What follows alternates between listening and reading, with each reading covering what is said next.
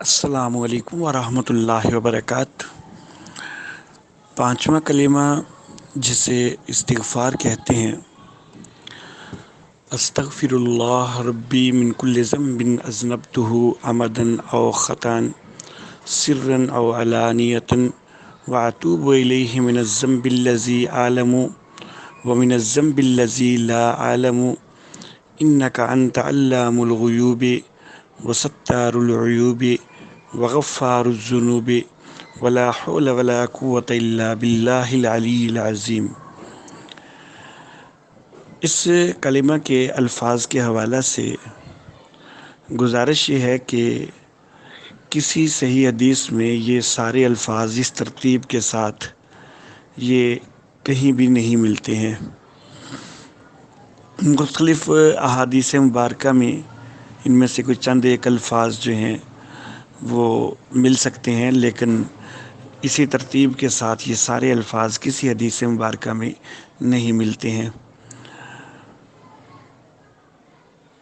استغفار کے لیے دعائیہ کلمات ہیں، کلمات اچھی ہیں، لیکن جو استغفار کے کلمات نبی اکرم صلی اللہ علیہ وسلم سے تعلیم کیے گئے ہیں تو وہ ان سے ظاہر بات ہے کہ زیادہ مناسب ہیں۔ ان کلمات کو اگر کوئی بحیثیت ایک استغفار کی دعا کے یاد رکھنا چاہے تو ضرور رکھے، لیکن ان کی کوئی ایسی حیثیت نہیں ہے کہ کلمہ کی کہ جس سے کفر اور ایمان کا کوئی تعلق ہو۔ تو یہ کلمات یاد رکھنا چاہیں تو تب بھی درست ہے، صرف ایک دعا کی حیثیت سے۔ اور جو نبی اکرم صلی اللہ علیہ وسلم سے صحیح بخاری کے اندر سید الاستغفار استغفار جو ہے وہ منقول ہے، تو وہ کلمات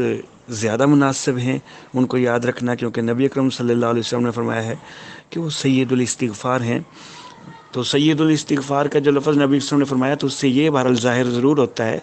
کہ استغفار صرف ان لفظوں سے ہی کرنا لازم نہیں ہے، وہ زیادہ مناسب ہیں۔ ان کے علاوہ بھی کسی بھی استغفار کا کلمات والی دعا کو اختیار بہرحال کیا جا سکتا ہے۔ تو نبی اکرم صلی اللہ علیہ وسلم سے جو سید الاستغفار کے الفاظ منقول ہیں صحیح بخاری کے اندر،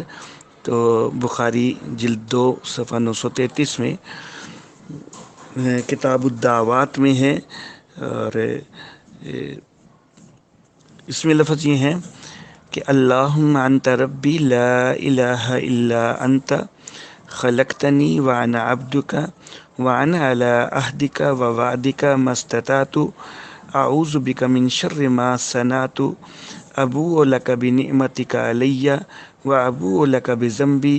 فاغفر لی فانہ لا یغفر الذنوب الا انت۔ تو یہ الفاظ یاد رکھنا یہ زیادہ مناسب ہوگا